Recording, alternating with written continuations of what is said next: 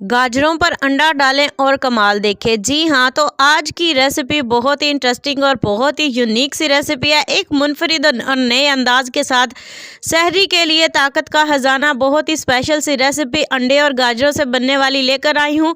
तो चलते हैं, बिना टाइम ज़ाया किए रेसिपी का आगाज़ करते हैं। इस रेसिपी को बनाने के लिए यहाँ पे मैंने आधा किलो से थोड़ी कम गाजरें ली हैं और यहाँ पे 1 अदद अंडा है। अंडे को एक साइड पे कर दें और गाजरों को मैंने साफ़ करके धो लिया है। अब इन्हें कद्दूकश कर लेंगे और कद्दूकश करने के बाद मैंने फिर से इन्हें अच्छे से धोकर इनका पानी जो है वो निकाल दिया है। अब इन गाजरों को पैन के अंदर शामिल करेंगे और इन्हें मीडियम टू लो फ्लेम पर हम इस तरह से सेकेंगे कि इनका पानी जो है वो हमने हल्का सा ड्राई करना है।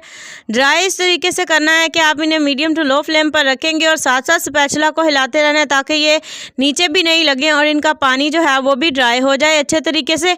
जब हल्की सी ये नरम पड़ जाएँ और बहुत ही सॉफ्ट आपको लगने लगें तो तब हम इसके अंदर शामिल करेंगे यहाँ पर चीनी जो है वो अपने टेस्ट के मुताबिक कम या ज़्यादा कर सकते हैं। यहाँ पे मैंने इसके अंदर आधा कप चीनी शामिल कर दी है और चीनी शामिल करने के बाद फिर से हम इसे चूल्हे पर चढ़ा देंगे और पकने के लिए छोड़ देंगे। ना सिर्फ ये रेसिपी आज आपको बनाना सिखाऊंगी, इसके साथ साथ मैं इस रेसिपी को आप रमज़ान में बनाकर फ्रीज़ कैसे कर सकते हैं पूरे महीने के लिए। तो ये बहुत ही ज़बरदस्त सी यूनिक सी रेसिपी होने जा रही है। गाजरों को पकने के लिए छोड़ देंगे। यहाँ पे एक मिक्सचर तैयार करेंगे जिसके लिए सबसे पहले मैंने 1 अदद बाउल लिया और इसके अंदर 1 अंडा शामिल कर दिया। अंडे को जो है वो हमने अच्छे से फेंटना है।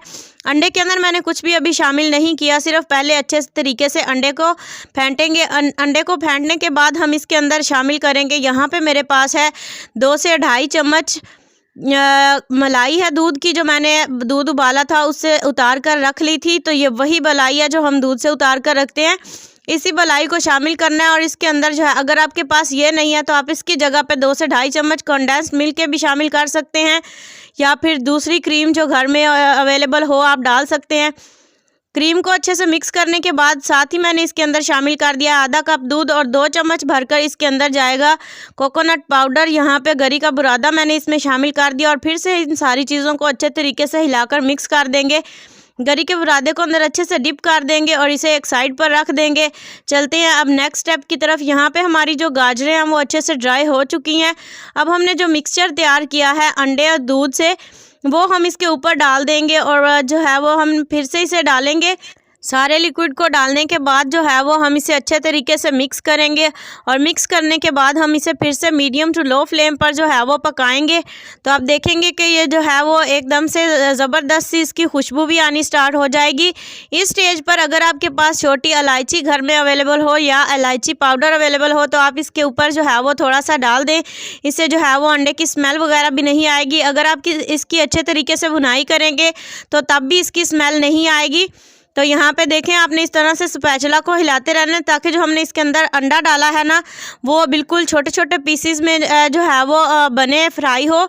और यहाँ पे देखें ज़बरदस्त सी इसकी अभी से लुक आनी स्टार्ट हो गया, लेकिन ये बिल्कुल भी कुकड नहीं है, डन नहीं है। इसमें से काफ़ी हद तक दूध जो है वो खुश्क हो चुका है, लेकिन अभी हम इसे मज़ीद मीडियम टू लो फ्लेम पर जो है वो इसी तरह से पकाएंगे।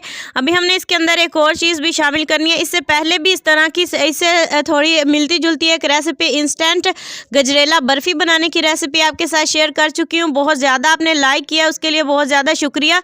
उसके अंदर मैंने घी का इस्तेमाल नहीं किया था, लेकिन ये हम अलग से एक नई रेसिपी बना रहे हैं बिल्कुल नए तरीके से। तो यहाँ पर इसके अंदर मैंने 1 से 1.5 चम्मच जो है वो घी शामिल कर दिया है। जब आपने देखना है कि दूध अच्छे से जो है वो इसमें से खुश्क हो चुका हो तब आपने इसके अंदर घी शामिल करना है और घी शामिल करने के बाद फिर से हम इसकी भुनाई करेंगे। आप जितनी इसकी भुनाई करेंगे उतना ही इसका टेस्ट ज़बरदस्त होता जाएगा। जब तक आपको लगे कि ये अच्छे से कुकड हो चुका है तब तक आपने इसकी भुनाई कर लेनी है। भुनाई करने के बाद जो है वो हम इसे यहाँ पे निकालेंगे एक ट्रे के अंदर और ट्रे में निकालने के बाद जो है वो हम इसे गार्निश भी करेंगे। बहुत ही ज़बरदस्त सी इसकी खुशबू आ रही है और बहुत माशाल्लाह ज़बरदस्त हमारी रेसिपी बनकर तैयार हो चुकी है। गार्निश करने के लिए यहाँ पे फिर से मैंने गरी का बुरादा ले लिया हल्का सा और इसके ऊपर डस्ट कर रही हूँ। आप चाहें तो इसमें ड्राई फ्रूट्स भी डाल सकते हैं।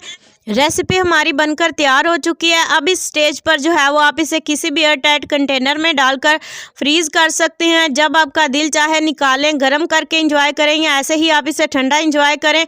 बहुत ही ज़बरदस्त, बिल्कुल अलग, नए और ज़बरदस्त से टेस्ट के साथ ये बनकर तैयार हुई है।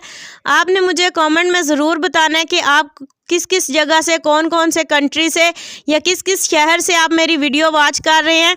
उम्मीद करती हूँ आपको मेरी आज की ये रेसिपी वीडियो पसंद आई होगी। वीडियो अच्छी लगी हो या रेसिपी पसंद आई हो तो इसे लाइक करें, शेयर करें।